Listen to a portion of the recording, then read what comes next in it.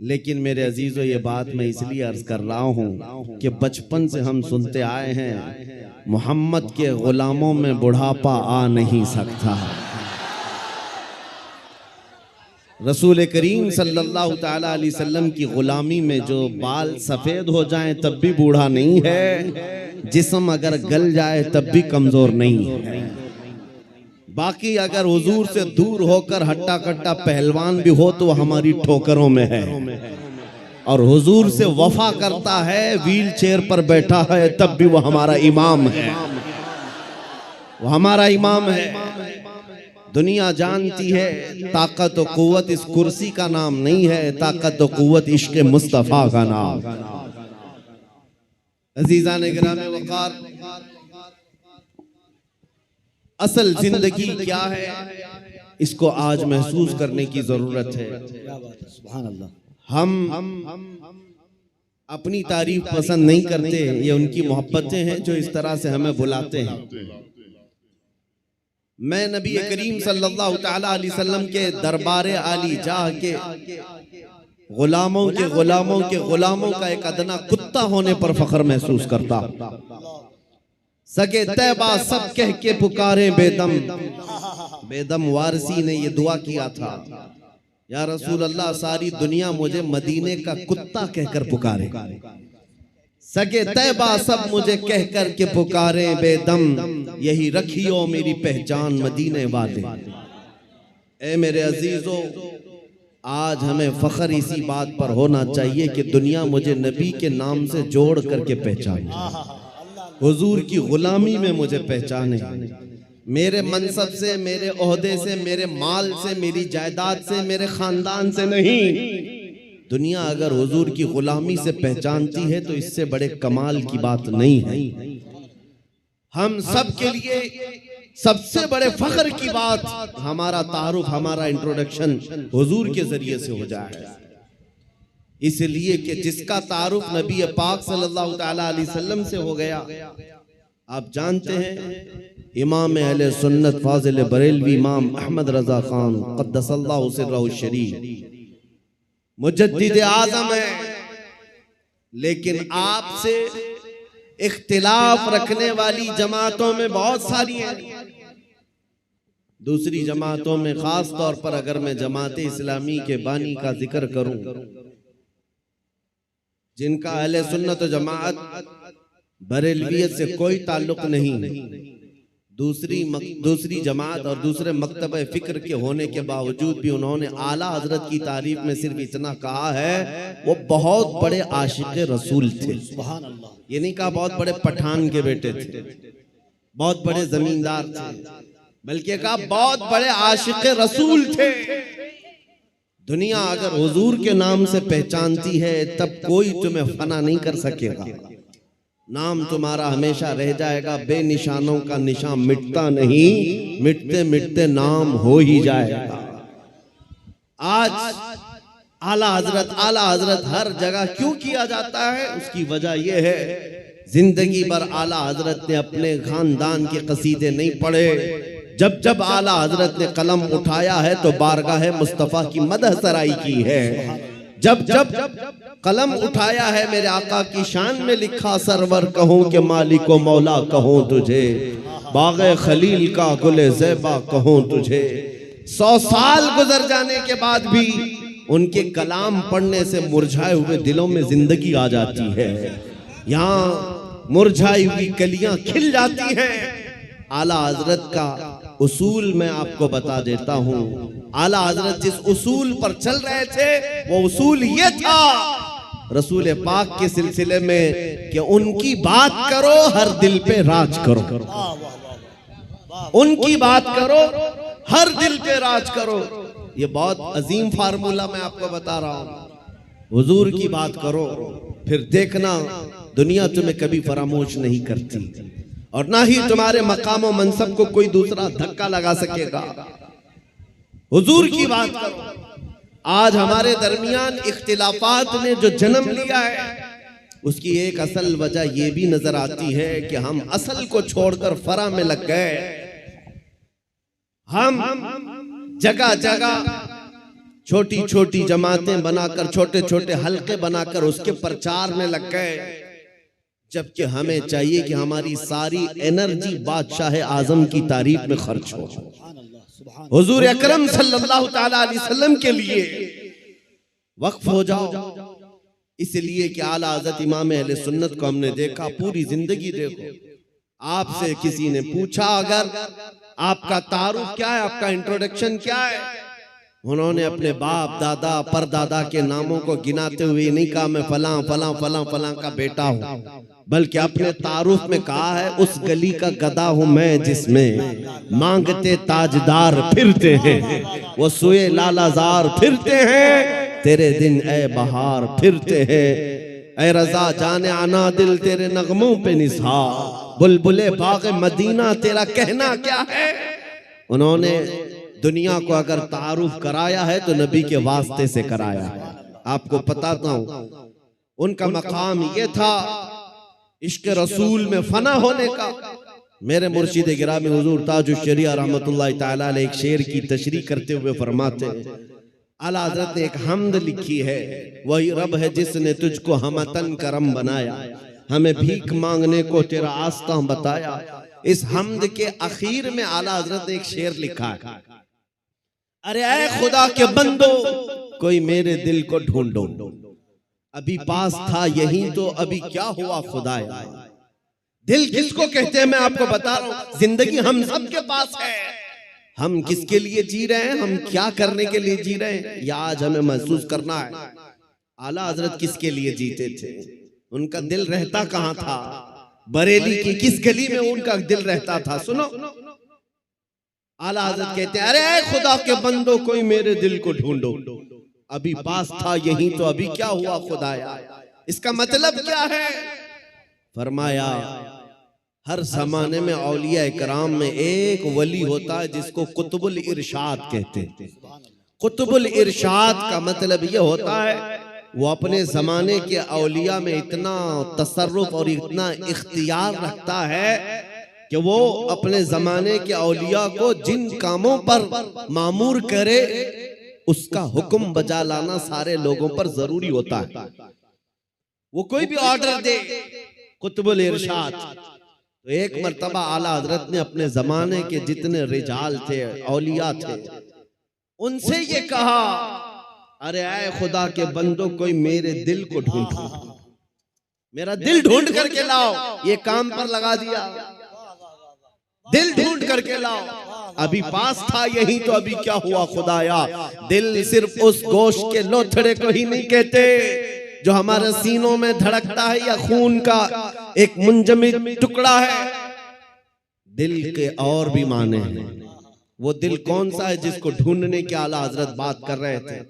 सारे औलिया को हुक्म हुआ, सब ढूंढने पर लग गए और ढूंढ करके वापस आए। फिर आकर के उन्होंने जो जवाब दिया इमाम अहले सुन्नत को, आला हजरत को, आला हजरत ने फिर उसको अपने शेर में बयान किया, हमें ऐ रज़ा तेरे दिल का पता चला बमुश्किल, हमें ऐ रज़ा तेरे दिल का पता चला बमुश्किल, दरे रोज़ा के मुकाबिल वो हमें नजर तो आया, ये न पूछ कैसे पाया। नारे रिसालत, इश्के मुस्तफा, इश्के आले मुस्तफा, तालीमाते आला हजरत, फैजाने आला हजरत। जिंदगी गुजारने के उसूल में बता रहा हूं, बरेली में रह करके दिल मदीने तैयबा में धड़कता हो। सारे औलिया जमाना ने कहा, हमें ऐ रज़ा तेरे दिल का पता चला बमुश्किल, दरे रोजा के मुकाबिल वो हमें नजर तो आया, ये न पूछ कैसा पाया तुझे हमद है खुदाया। आला हजरत का दिल वहां लगा हुआ था, इसीलिए मैंने आला हजरत के कलाम को बहुत मर्तबा पढ़ा। जहां जहां से पढ़ा दिल को आला हजरत के, जब भी हमने ढूंढने की बात की है, आला हजरत ने अपने दिल के बारे में यही कहा है, दिल है वो दिल जो तेरी याद से मामूर रहा, सर है वो सर जो तेरे नाम पे कुर्बान गया। आला हजरत के उसूल में दिल सिर्फ इस टुकड़े को नहीं कहते और सर इस टुकड़े को नहीं कहते। मेरे अजीजों, आला हजरत के इल्म में, उनकी तालीमात में दिल का मतलब और है, सर का मतलब और है। अगर नबी की मोहब्बत में भरा हुआ नहीं है तो सिर्फ वो गोश्त का लोथड़ा है, दिल नहीं कहा जा सकता। दिल कौन सा है? दिल सिर्फ वही है, दिल है वो दिल जो तेरी याद से मामूर रहा। और सर किसको कहते हैं? ये अगर दोनों कंधों के ऊपर एक कद्दू का टुकड़ा है, अगर हुजूर के नाम पर कुर्बान होने को तैयार नहीं है, हाँ अगर हुजूर के नाम पर मर मिटता है, तो आला हजरत कहते हैं सर है वो सर जो तेरे नाम पे कुर्बान गया। आला हजरत के दिल को हमने उनके कलाम में ढूंढा है। वो कहते हैं कहाँ है? जानो दिल होशो खिरत सब तो मदीने पहुंचे। जानो दिल होशो खिरत सब तो मदीने पहुंचे। अरे तुम नहीं चलते रजा, सारा तो सामान गया। उनका अपने पास कुछ नहीं था। बरेली में वो कहते हैं जान भी चली गई, दिल भी चला गया, होश भी गया, खिरत भी गया, सब मदीने पहुंचे। तुम नहीं चलते रजा, सारा तो सामान गया। और फिर उनसे पूछा गया जान है क्या आपकी? जान किसको कहते हो आप? कहते हैं जान है इश्क मुस्तफा, रोज वज़ू करे खुदा, जिसको हो दर्द का मजा, नाज़े दवा उठाए क्यों, फिर के गली गली तबाह, ठोकरें सबकी खाए क्यों, दिल को जो अक्ल दे खुदा, तेरी गली से जाए क्यों। मेरे अजीजों, आला हज़रत फरमाते हैं यूं तो सब उन्हीं का है, पर दिल की अगर पूछो, आला हज़रत फरमाते हैं यूं तो सब उन्हीं का है, पर दिल की अगर पूछो, ये टूटे हुए दिल ही खास उनकी कमाई है। हुजूर का है ये सब, हुजूर का है, अपने दिल का है उन्हीं से आराम। कहते हैं अपने दिल का है उन्हीं से आराम, सौंपे हैं सब उन्हीं को सब काम, सौंपे हैं उन्हीं को सब काम। लो लगी है कि अब उस दर के गुलाम चाह रहे दर्द रजा करते हैं। आला हजरत ने अपना सब कुछ सौंप दिया बारगाह मुस्तफा। आज इस जलसे पाक में मैं आपके सामने उनका जिक्र सिर्फ इसलिए कर रहा हूं कि मशरिक से लेकर मगरिब तक, शुमाल से लेकर जुनूब तक कोई खित्ता बचा नहीं है जहां से बच्चा बुच्चा पुकार करके न कहता हो डाल दी कल्ब में अजमत मुस्तफा। सैयदी आला हजरत पे लाखों सलाम। क्यों 100 साल के बाद भी बच्चा बच्चा पुकार रहा है? वही आज मैं तुम्हें फार्मूला बताना चाहता हूं। उस आला हजरत के मिशन पर चलना, उस मसलक का मतलब, उस मसलक का नाम ही ये है, अपनी मर्जी से जीने का नाम जिंदगी नहीं है। हुजूर जैसा चाहे वैसे जीने का नाम जिंदगी है। आपको मैं बताता हूं, औलिया इकराम की जिंदगी में, तसव्वुफ में एक तालीम होती है। हजरत जुनैद बगदादी की तालीमात मैंने पढ़ा है। सिर्फ औलिया इकराम की जो इबादतें हैं, तस्बीह घुमाना, लंबे क़याम, लंबे सजदे, सिर्फ यही इबादत के तरीके नहीं हैं। एक इबादत का तरीका है जिसको औलिया इकराम कहते हैं मुराकबा। मुराकबा, मुराकबे का मतलब क्या होता है? सुनो, बहुत आसान है, आप सब कर सकते हो। अगर मैं आपसे कहूं आज 1000 बार सुभान अल्लाह पढ़ो, 1000 बार अल्हम्दुलिल्लाह, आप कहेंगे बहुत लंबा हो जाएगा।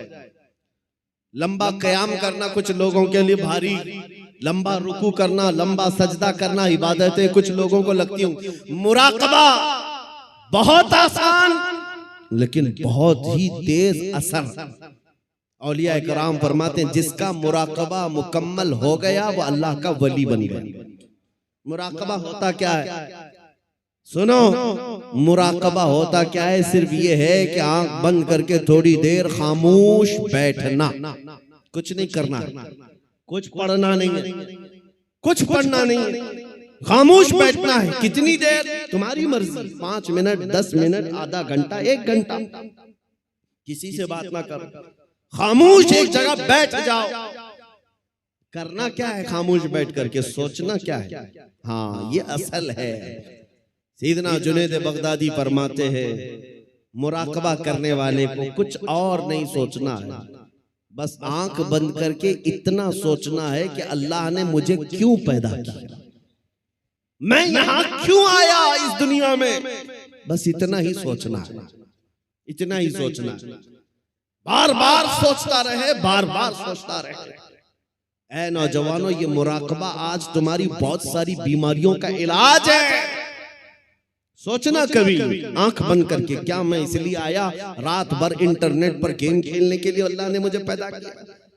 क्या मैं दुनिया में लड़कियों से छेड़छाड़ करने के लिए पैदा किया गया? क्या मैं दुनिया में दिन रात खेल कूद के लिए पैदा किया गया हूं? लोगों से गप्पे लगाने के लिए पैदा किया गया हूं? मैं लोगों से हंसी मजाक में अपना वक्त को बर्बाद करने के लिए पैदा किया? क्यों पैदा किया गया हूं? तुम्हारा दिल आखिर एक दिन जवाब देगा, अल्लाह की तरफ से तुम्हें ये मिलेगी बात, तुम क्यों पैदा किए गए, क्यों पैदा किए गए? तुम्हें पता चल जाएगा ये मुराकबे में। जिस दिन तुम्हें पता चल जाए क्यों पैदा किया गया, अगर हकीकत को पहुंच गए उसी दिन अल्लाह के वली बन गए। अब मैं आपको बताता हूं, जिन लोगों का मुराकबा मुकम्मल हुआ, वो जिंदगी में अगर सोचते सोचते इस नुक्ते को पहुंच गए कि मैं क्यों पैदा हुआ, तो फिर आंख खोल करके वो पुकार कर कहते हैं, हम दुनिया में क्यों पैदा हुए? नतीजा निकला, दहन में जुबान तुम्हारे लिए, बदन में है जान तुम्हारे लिए। या रसूल अल्लाह, हम आए यहाँ तुम्हारे लिए, उठे भी वहां, हम अपने लिए नहीं आए, आका आपके लिए आए। मुराकबे में जो इस नुक्ते को पहुंच गया, बरेली का इमाम पुकार कर कहने लगा, मुझे अल्लाह ने खेल कूद के लिए नहीं बनाया, मुझे अल्लाह ने सिर्फ बाजारों की जीनत के लिए नहीं बनाया, मुझे अल्लाह ने जिंदगी अपनी मर्जी से गुजारने के लिए नहीं बनाया। और उस आला हजरत के अजीम पोते ताजुश शरिया ने भी पुकार कर कहा, जब उनका मुराकबा मुकम्मल हुआ, जब वो सोचते रहे मैं क्यों पैदा हुआ, मैं क्यों दुनिया में आया, तब फिर ताजुश शरिया ने भी जवाब दिया, हम इसलिए पैदा किए गए हैं, जिंदगी ये नहीं किसी के लिए, जिंदगी है नबी की नबी के लिए, ना समझ मरते हैं जिंदगी के लिए, जीना मरना है सब कुछ नबी के लिए। नारे तकबीर, नारे रिसालत, जश्न ईद मिलादुन नबी, आमदे माहे रबीउन नूर। जिंदगी हुजूर पाक सल्लल्लाहु अलैहि वसल्लम के लिए अमानत बन करके, अमानत बना कर दी गई है। तुम क्या समझते हो ए नौजवानों? आपको ये लगता है जवानी की आज ताकत और कुव्वत है, मुझे अपने मर्जी से फैशन करने दो, अपने मर्जी से मॉडर्न जिंदगी गुजारने दो, और दुनिया के पीछे तुम चल पड़े, उस दुनिया के पीछे जो हर दिन अपना शोहर बदलती है। आला हज़रत फरमाते, शहद दिखाए जहर पिलाए, कातिल डाइन शोहर कुछ, इस मुर्दार पे क्या ललचाना, दुनिया देखी भाली है। तुम्हें मालूम है यहाँ कितने हीरो आए उसके बाद जीरो हो गए। यहाँ जवानी में अपने मेकअप से चमकने वाले बुढ़ापे में ढीले पड़ गए। यहाँ लोग रोजाना बदलते रहे हैं, किसी भी फील्ड में देख लो। कुछ लोगों को लगता है पर्दे सीमी पर बॉलीवुड और हॉलीवुड पर थिरकने वाले, मुजरे करने वाले स्टार हैं, ये बड़े बड़े हीरो हैं और उनके पीछे कौम भागती है। मियाँ ये सिर्फ और सिर्फ ढलती छाऊं है।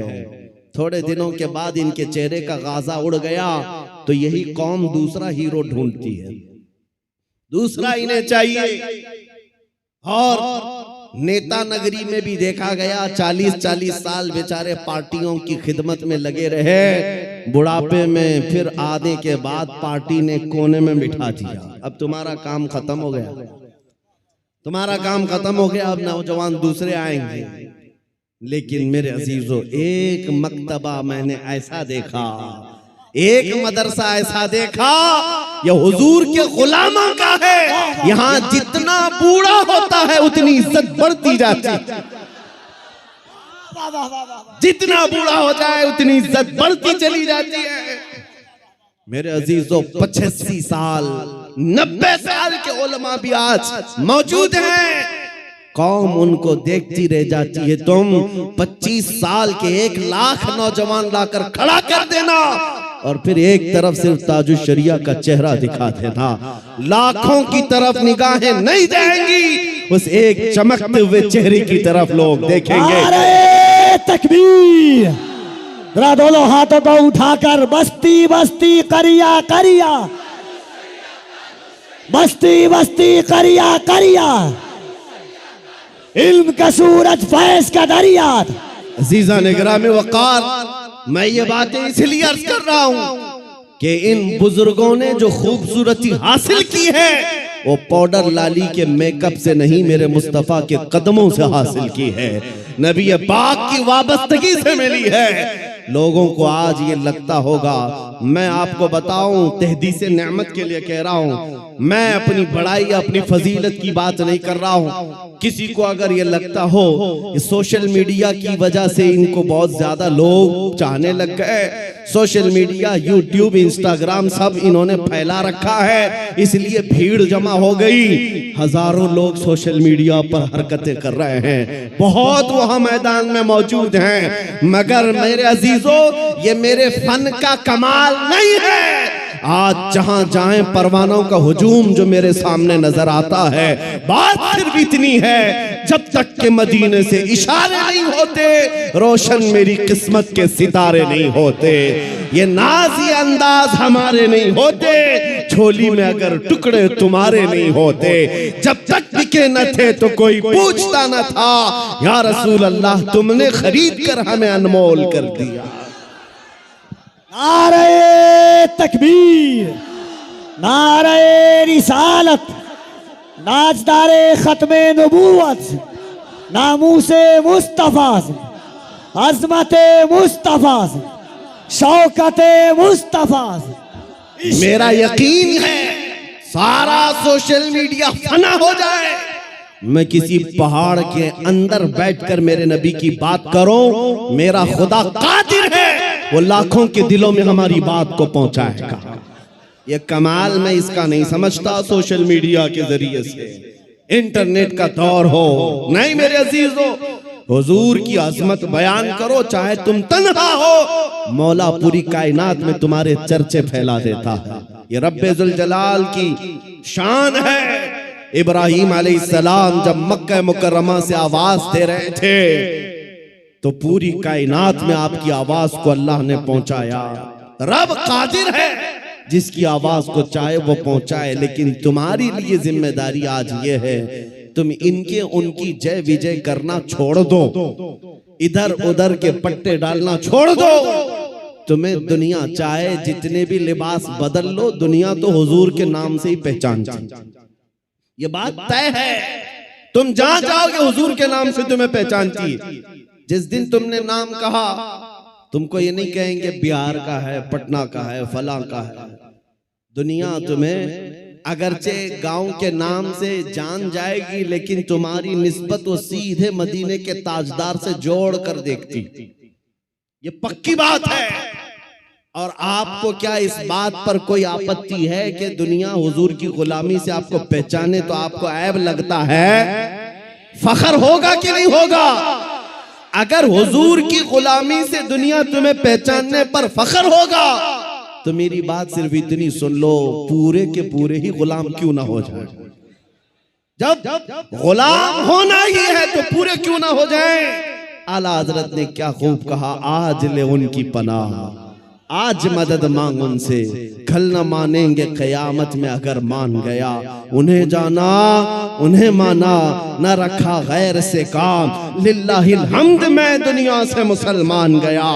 आज मैं आपको बात बताता हूँ, इमाम गजाली रहमतुल्लाह ताला अलैह से पूछा गया, जब उम्मत पर कोई सख्त वक्त आ जाए, तवज्जो चाहता हूँ, इलाज, उम्मत पर ऐसी कठिनाई आ जाए कि फितनों का उरूज हो जाए, फितने बहुत बढ़ जाएं, उम्मत मुस्तफा की शौकत पर सवाल आ जाए, ऐसे वक्त में इलाज क्या है उम्मत मुस्तफा के लिए, क्या आप हल बताते हैं? आज हमसे भी लोग पूछते हैं, इंटरव्यू में पूछते हैं, मुसलमानों के लिए हल क्या है? इमाम गजाली ने फरमाया, एक ही हल है, इनके सीनों को हुजूर की मोहब्बत से भर दिया जाए, हुजूर की मोहब्बत से भर दिया जाए। मेरे अजीजों, लोग मुझे उर्सों में भी बुलाते हैं, पता नहीं कितने कितने जलसों में बुलाते हैं, मैं तो बात सिर्फ हुजूर की करता हूं। वजह सिर्फ ये है, मैंने सबको समझा रखा है, आज हमें इलाज करना है, जिस चीज की जरूरत है वही दो। जब इलाज कंप्लीट हो जाए इंशाअल्लाह, ये जिस जगह भी ले जाओगे ये खड़े हो रहे। इमाम गजाली ने फरमाया इनके दिलों को हुजूर की मोहब्बत से भर दो। तो आपसे पूछा गया, वैसे तो हर मुसलमान कहता है मुझे हुजूर से मोहब्बत है, अभी मैं पूछूं एक हाथ में दो दो हाथ उठाएंगे हुजूर से मोहब्बत है या नहीं? अगर अभी सवाल करें हर कोई पुकार कर कहेगा हाँ हुजूर से मोहब्बत है, मैं तो जान देने को तैयार हूं, हर कोई कहेगा। इमाम गजाली ने फरमाया हाँ हर कोई कहता तो है, लेकिन बात क्या है सुनो, इंसान की फितरत है और दुनिया का दस्तूर है। जो इंसान जिससे जितनी मोहब्बत करता है दिन में उसका बार बार जिक्र भी करता है, बार बार उसको याद करता है, बार बार याद करता है। और जब बार बार किसी का जिक्र करने लग जाए तो समझ लो उसका दिल भर गया है, इश्क से मोहब्बत से भर गया है। और नहीं जिक्र ही नहीं करता, यूं ही कहता है तो वो झूठा आदमी, वो झूठ बोलता है। हुजूर से मोहब्बत कहता तो है, लेकिन उसकी जिंदगी में नजर कभी नहीं आता। कहीं ऐसा तो नहीं मेरे अजीजों, आज मैं नौजवानों को देखता हूं फिल्मी गानों के, इनको लाइनें याद हो जाती हैं, फिल्मों के डायलॉग याद हो जाते हैं, मेरे नबी की 4 हदीसें क्यों नहीं याद? अगर हुजूर से कसरत से मोहब्बत होती तो हुजूर की अदाओं से भी मोहब्बत होती। हुजूर के जुमले तुम्हारी जुबानों पर गर्दिश कर रहे होते, बार बार तुम उनका जिक्र कर रहे होते। और फरमाया बुजुर्गों ने, जो कसरत से हुजूर पर दुरूद पढ़ता रहता है दिन भर रात भर, समझ लो उसका दिल भरा हुआ है हुजूर की मोहब्बत से, क्योंकि बार बार वो जिक्र कर रहा है, बार बार याद कर रहा है। एक बुजुर्ग की बात मैं आपको बताता हूं। एक बुजुर्ग ने एक शख्स की तरबियत कैसी की थी। मुरीद था, अपने शेख से आकर कहा मोहब्बत कैसे करूं, मोहब्बत कैसी होनी चाहिए। कहा एक काम कर, मैं एक भैंस तुझे देता हूं, उसको पाल। बिहार वाले अच्छी तरह समझ सकते हैं। भैंस बुजुर्ग ने अपने मुरीद को दी और कहा इसकी बहुत अच्छी देखभाल करना, बार बार इसका ख्याल रखना। कहा ठीक है, 1 महीने के बाद आना, मुलाकात करना। 1 महीने के बाद आया, हजरत ने पूछा कैसा है, क्या हाल है? कहा मैं बहुत अच्छा हूं। तेरी भैंस कैसी है? कहा वो भी बहुत अच्छी है। तुम खाना खाए? कहा हाँ मैं खाना खा लिया। तुम्हारी भैंस? हाँ वो भी खाना खा चुकी है। जब जब जिक्र किया जाए भैंस का अच्छी तरह से जिक्र करता था। कहा 1 महीना और जाओ, 1 महीना और उस भैंस के साथ उठना बैठना लगाव रखो। दूसरे महीने के बाद आया, बुजुर्ग ने, मुर्शिद ने पूछा क्या हाल है? कहा मैं भी अच्छा हूं, मेरी भैंस भी अच्छी। सवाल खाली सिर्फ उसका किया था, लेकिन साथ में भैंस का भी कर रहा है। कहा तू खाना खाया? कहा मैं भी खाना खा चुका, मेरी भैंस भी खा चुकी। कहा तू नहा लिया? कहा मैं भी नहाया हूं, मेरी भैंस भी नहाई। जो जो बात करे अपने साथ अपनी भैंस का भी जिक्र। बुजुर्ग ने कहा 1 महीने और अपनी भैंस से करीब रहे, उसके बाद फिर तीसरे महीने मुलाकात करेंगे। 3 महीने गुजर गए। 3 महीने के बाद जब आया तो बुजुर्ग मुर्शिद ने पूछा क्या हाल है? कहा मेरी भैंस बहुत अच्छी। अब जुमला बदल गया, अभी खैरियत इसकी पूछी जा रही है, जवाब ही अपनी भैंस का दे रहा है। पूछा बुजुर्ग ने खाना खा चुका? कहा मेरी भैंस तो खा चुकी। तू नहाया? कहा मेरी भैंस तो नहा चुकी। मेरे अजीजों ये मिसाल बिला तशबीह बिला तमसील। उस बुजुर्ग ने कहा मोहब्बत ऐसी होनी चाहिए जब इंसान को पूछा जाए तो अपने आप को भूल जाए, अपने महबूब का जिक्र करने लग जाए। जब वो कमाल को पहुंचता है सिर्फ उसकी आंखों में अपने महबूब के जलवे हों। और बरेली के इमाम को हमने पढ़ा है, कोई आया बंदा गुलाब का फूल तोहफे में पेश करने के लिए, ला करके दिया, कहा इसको कबूल कर लीजिए। दुनिया में लोग गुलाब तोहफे में एक दूसरे को देते लेते हैं, इमाम फाजिल बरेलवी उस गुलाब को कबूल तो करते हैं, देखते हैं, उसके बाद मुस्कुरा कर कहते हैं ये दुनिया का गुलाब है, सुबह खिलता है शाम में मुरझा जाता है। मैं उस गुलाब से मोहब्बत करता हूं जो कभी मुरझाता नहीं है, जो जब से खिला है कभी मुरझाता नहीं। और उसके बाद कहना शुरू कर दिया, सरताब कदम है तने सुल्तान ज़मन फूल, लब फूल दहन फूल ज़कन फूल बदन फूल, वल्लाह जो मिल जाए मेरे गुल का पसीना, मांगे न कभी इत्र न फिर चाहे दुल्हन फूल। क्या बात रज़ा उस चमनिस्तान करम की, ज़हरा है कली जिसमें हुसैन और हसन फूल। आला हजरत ने एक फूल को देखा,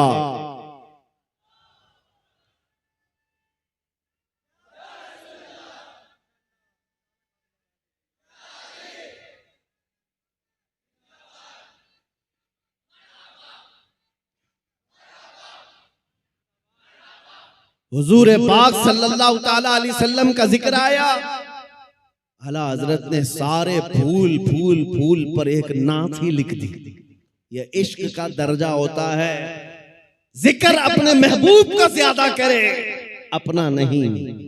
यहाँ लोग तुर्रम खां बने हुए अपने ही बड़ाइयां करने लग गए। आला हजरत ने अपनी तो छोड़ो, किसी दुनियादार की तारीफ करने पर भी रजामंद नहीं हुए। जब किसी ने कहा भी किसी का कसीदा लिख दो, तो आपने यही जवाब में कहा, करो मद है अहले दुवल रजा, पड़े इस बला में मेरी बला, मैं गदा हूं अपने करीम का, मेरा दीन पा रहे ना नहीं, मेरा दीन रोटी का टुकड़ा नहीं है, मैं तो गदा हूं अपने करीम का। आज उस मोहब्बत की जरूरत है, आज उस कमाल के इश्क की जरूरत है। मैं आपसे पूछता हूं मेरे अजीजों, आप हुजूर पाक सल्लल्लाहु ताला अलैहि वसल्लम से बेहद मोहब्बत करते हैं, मुझे पता है, दिल से मोहब्बत करते हैं, लेकिन जिंदगियों में उसका इम्प्लीमेंट, उसका निफास क्यों नहीं कर पाते? जिस दिन हम कौल और फेल में एक हो जाएं, जो कह रहे हैं वही करने भी लग जाएं, तो समझ लो फिर आपने इश्क का कमाल पा लिया।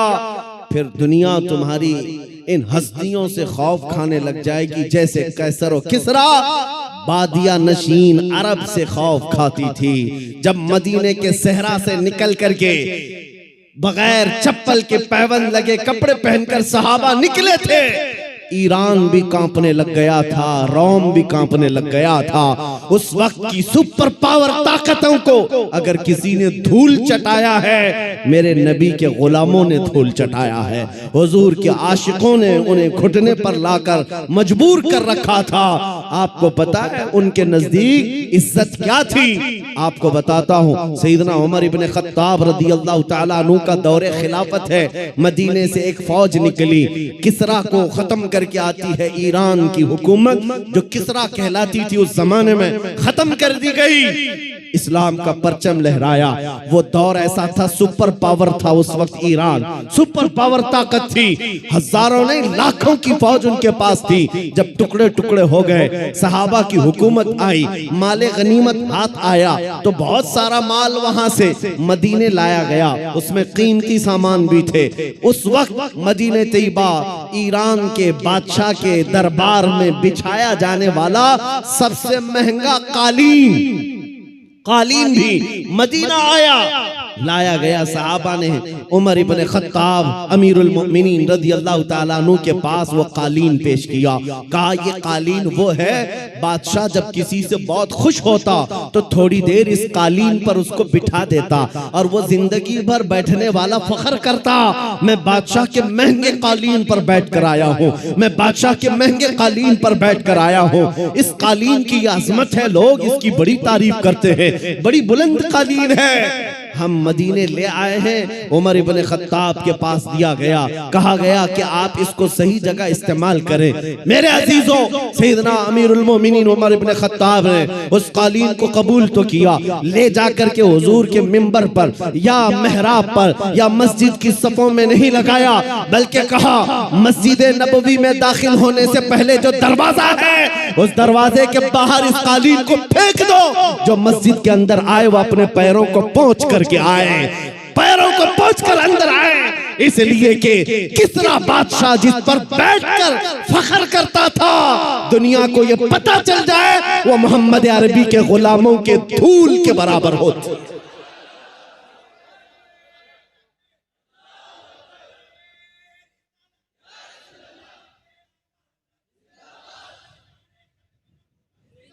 उन्होंने इज्जत तख्त और ताज में नहीं ढूंढी, मेरे नबी पाक की निस्बत में इज्जत ढूंढी।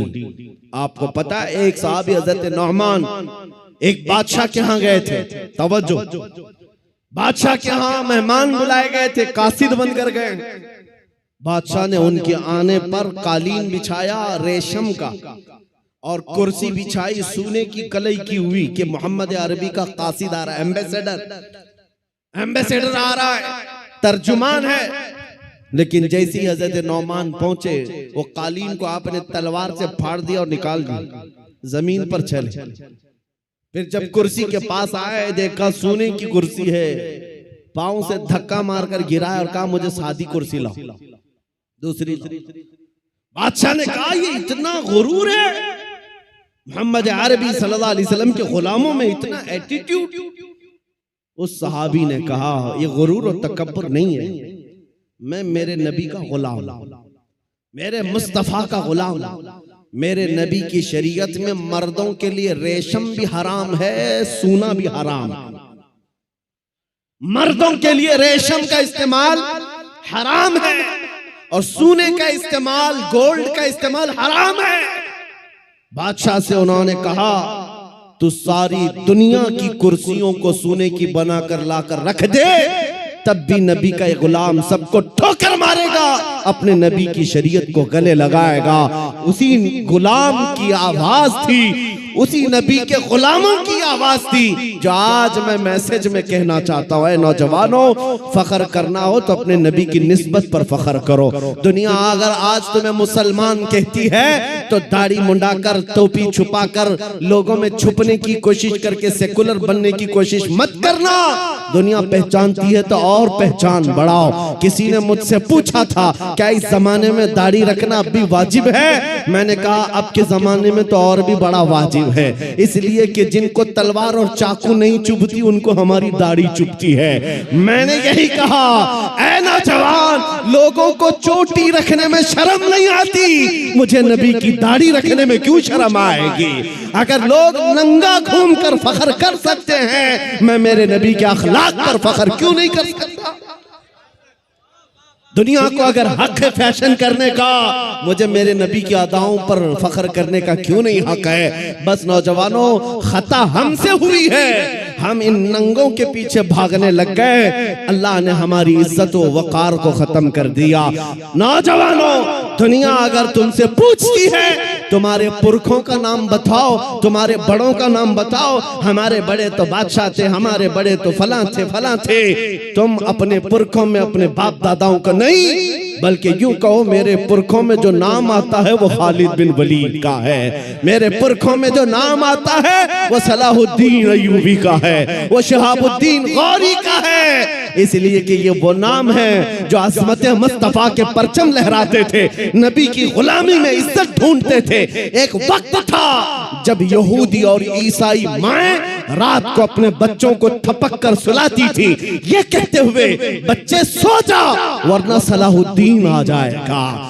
नबी के गुलामों की हैबत ऐसी थी, वो इसलिए थी कि उन्होंने अपने बलबूते अपनी ताकत पर इज्जत नहीं कमाई, मेरे नबी की निस्बत में इज्जत कमाई थी। आज भी एक ही हल है हमारे पास, वापस आ जाओ उस पॉइंट पर, उस नुक्ते पर जहां मेरे मुस्तफा ने हमें छोड़ा था, हुजूर ने सहाबा को जहां छोड़ा उस नुक्ते पर आ जाओ। इधर उधर की बात न करो। हमारी बीमारियां, हमारी खराबियां, हमारे खुराफात, हमारी बेहयाइयां, हमारी पस्ती, हमारा बैकवर्ड होना, सबका एक ही हल है, एक ही इलाज है कि मोहम्मद से वफा तूने तो हम तेरे हैं। ये जहां चीज है क्या, लौह कलम तेरे।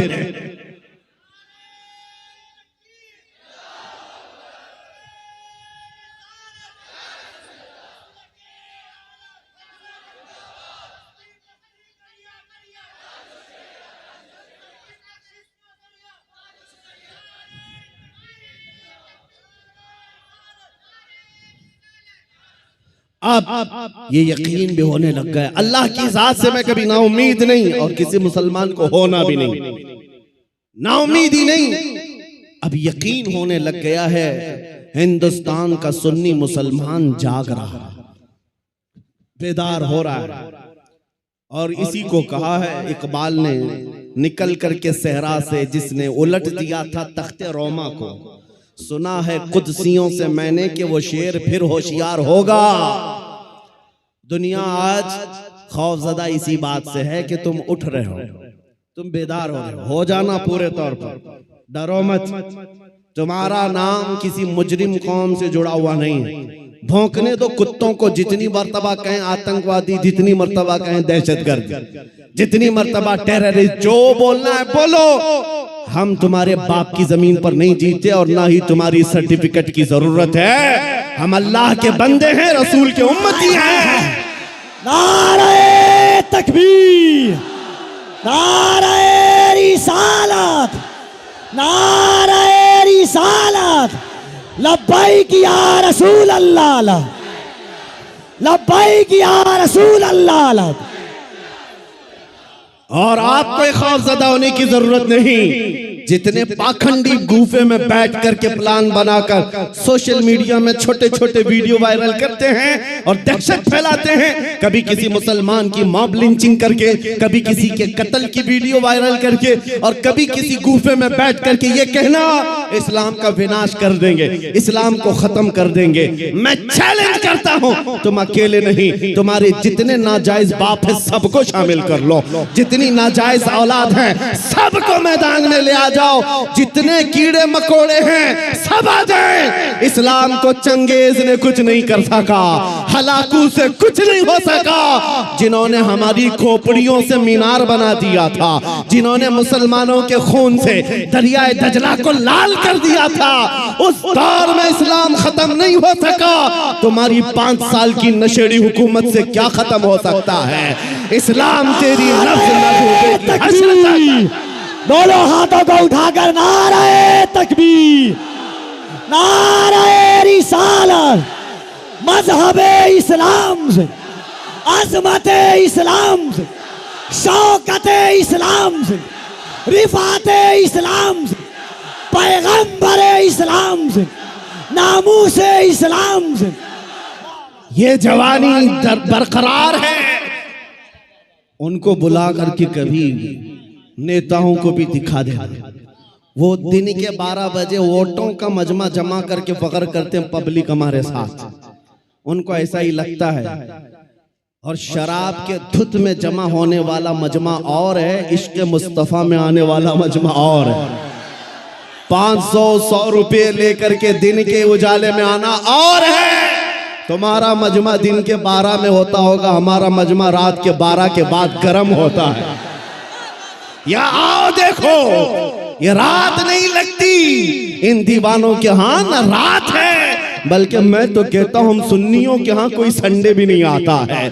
जो रात मेरे नबी के नाम है वो रात हमारी ईद की रात है,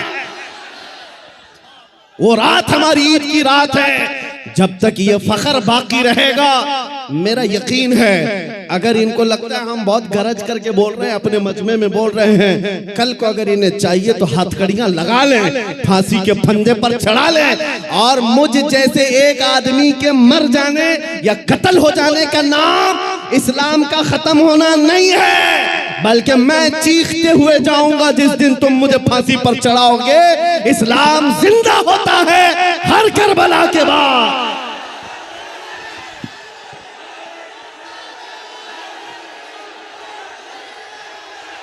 हेलो, लब्बैक लब्बैक या रसूल अल्लाह, लब्बैक लब्बैक लब्बैक या रसूल अल्लाह, लब्बैक लब्बैक लब्बैक या रसूल अल्लाह, लब्बैक लब्बैक लब्बैक या रसूल अल्लाह, लब्बैक लब्बैक लब्बैक या रसूल अल्लाह। नारे तकबीर।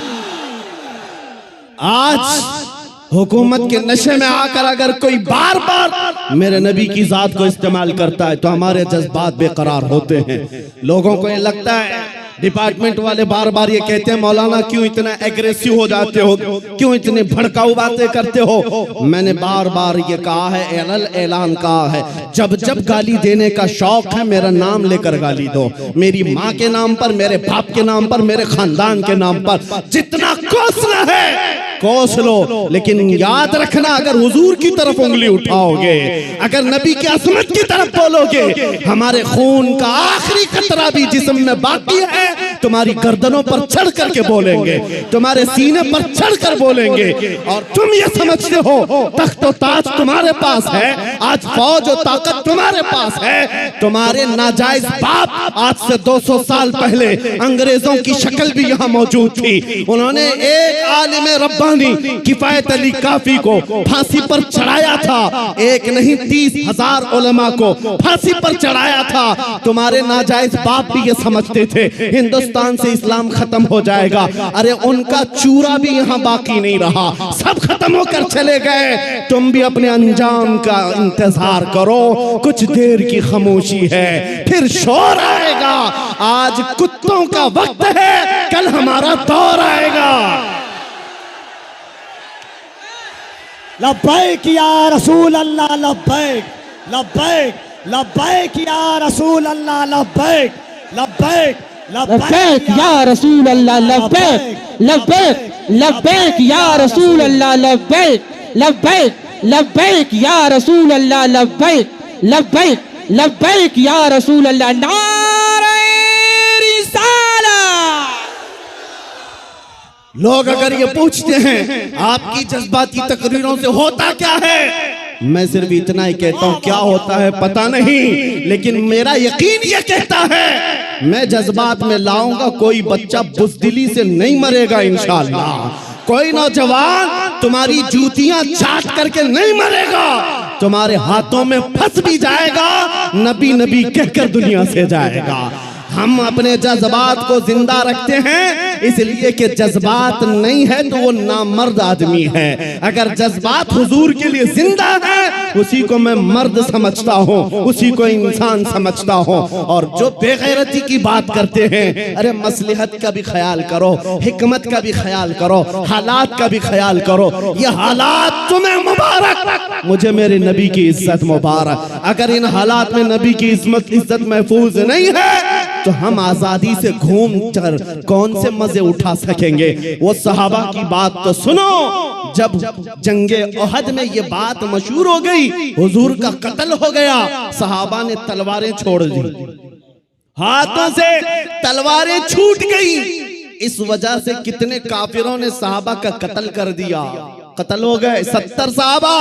क्यों? जब ये खबर फैली थी ना कि हुजूर का इंतकाल हो गया, सहाबा बेइख्तियार कहने लगे अल्लाह के नबी अगर नहीं है तो फिर जिंदगी कहते किसे? हुजूर आप नहीं हैं तो जिंदगी क्या है?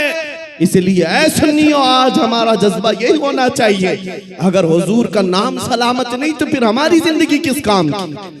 हम किस खाक के लिए जीते हैं? आज के बाद तकलीफों से और मुसीबतों से घबराना नहीं, तुम अपने दीन पर अमल पैरा रहो। गैर कानूनी कामों की बात मैं नहीं करता, चाकू छुरी तलवार बंदूक की भी बात नहीं करता। मैं तो बात सिर्फ इतनी कहता हूँ, हुजूर का इश्क इतना भर लो कि तुम्हारे चलने फिरने से भी कीड़े फना हो जाए। हाँ, तुम्हारे किसी हथियार की जरूरत नहीं, तुम हुजूर के आशिक बनकर गलियों से घूमो, कुत्ते यूं ही मर जाएं। हाँ, पागल होकर मर जाएं, सिर्फ तुम्हारी खुशबुओं से मर जाएं। बात इतनी है। और मैं आज आखिरी बात ये कहता हूँ, सहाबा का मसलक यही था, उन्होंने कोड़े भी खाए, तलवारें भी खाई, जख्म भी खाए।